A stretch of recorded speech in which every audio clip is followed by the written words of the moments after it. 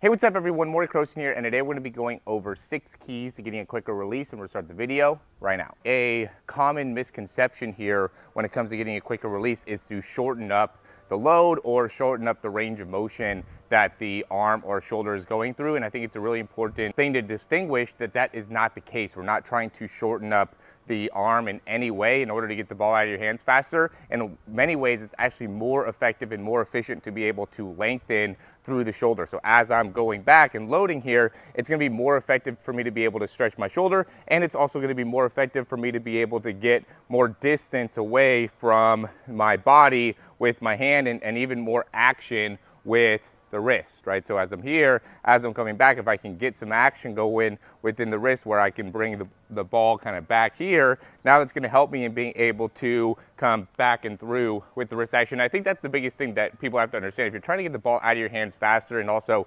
gain more velocity with the throw, you have to be more active with the wrist. And one of the things that I just have people do is just work on just being here, just nice and loose with the wrist. You could even go here and just being able to really have the opportunity to create that nice flick in the wrist, because if you can't do this well, if you can't loosen that wrist well, then it's going to be very hard for you to get that action as you're going through the throw, because what you want to do is you want to get to this position as fast as you can, and then from here, that's just what it is. It's just a wrist flick as I'm coming through. But the more effective and the better feeling we have with that wrist flick, then the better we're going to be able to, and the quicker we're going to be able to get the ball out of our hands. So we're going to be able to have a more efficient and effective load and release, as well as have a faster release, which is really the main thing that we want to be talking about today. So I would say number one is going to be the position of the football, right? So we don't want to end up having the nose of the football here. I see a lot of people that mess up their throw just because they start off with the nose of the football not facing down. Okay, so number one,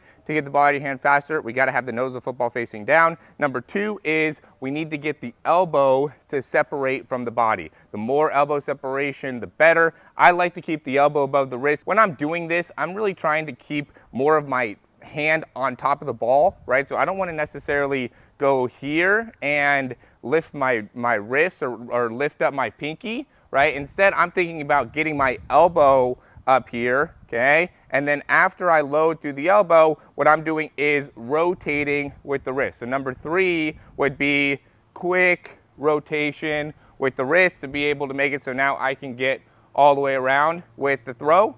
Okay, the number four would be getting the elbow all the way through. Okay, number five would be getting the nose of the football to be facing straight ahead.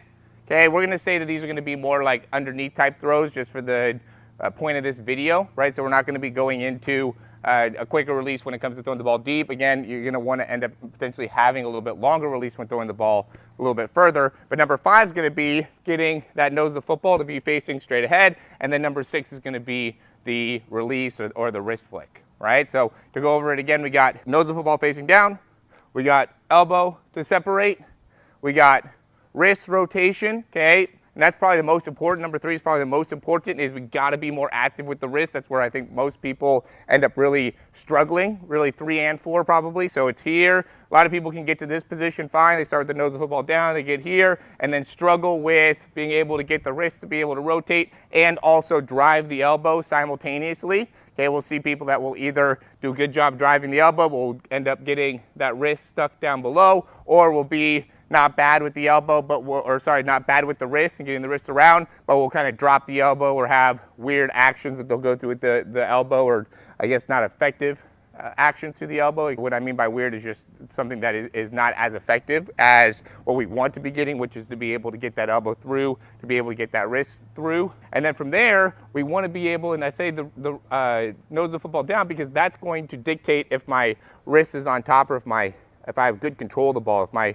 hand is in a good position. If the nose of the football is off to the side, facing to the right or facing upwards or facing too much downwards or facing too much, that's all going to dictate how well the ball is actually traveling out of the hand. So that's not going to necessarily be a critical point in being able to have a quick release, but it is a critical part of making it so when the ball comes out of your hand, it is an effective throw, right? So you can get a quicker release, But if you're not throwing the ball harder, or if you're not throwing the ball hard in general, or if you're lacking velocity, then it really is a concept that it is void, or can't throw a spiral, or can't be accurate with a spiral, then the quicker release is for nothing, right? We want to be able to make it so you're getting a quicker release, but also improving your throw as well. And that's going to come from being able to get the nose of the football in a good spot. And then the last thing is going to be really finishing and flicking that wrist. As the sixth part of getting a quicker release, we'll go ahead and go through a couple examples just to show you.